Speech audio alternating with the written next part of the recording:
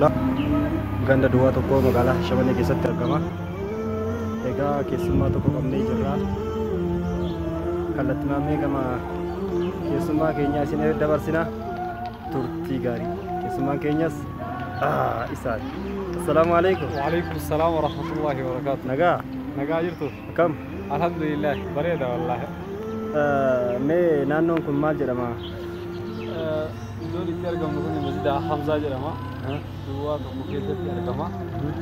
Masjida ummata islaamaa hedduu qabudha. Masjida jamaa cimaa qabudha.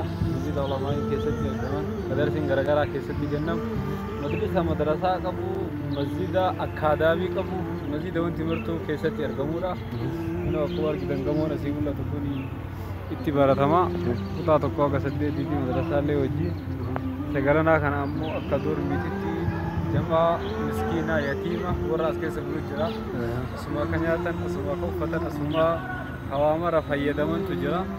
Alhamdulillah wallahi masjida kanallee akka ajaa'ibaatitti amma nama tokkotu ijaare. Jawaar jedhama sirteedha. Dhufee rabbii ofiitiif jecha masjida kana ijaaree waamara afaa isaa itti godhee shintibeetii osoo nambisin ijaaree biraa deeme. Alhamdulillah yaala kanaan jira wallahi. Masjidni seenaa guddaa qaba. Gabaabinaan akkanuma fakkaata. Aboora birraa jaalatu. Bisarraa jaalatu. Masjida akkanatti bareedu kana wallahi. Ijaaruun isaa hedduu namatti tola. Wallahi. Kana lillahi kana Allahu lahu. Man banaa lillahi masjidan bana Allahu lahu baytan fil janna rasulullah. Wallahi rabbi rahmatullahi. Birrii kana baasee yaalamu irra masjida tokko ijaaruu wayya jedhee masjida kana ijaaree achumaan fayyille jedhee rabbi rahmata isaa godhe.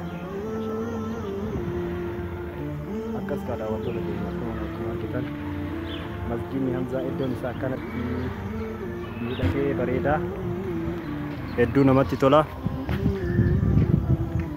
Inshallah ka akkasii YouTube keenya subscribe godha, like, share godhaati nu hordofaa.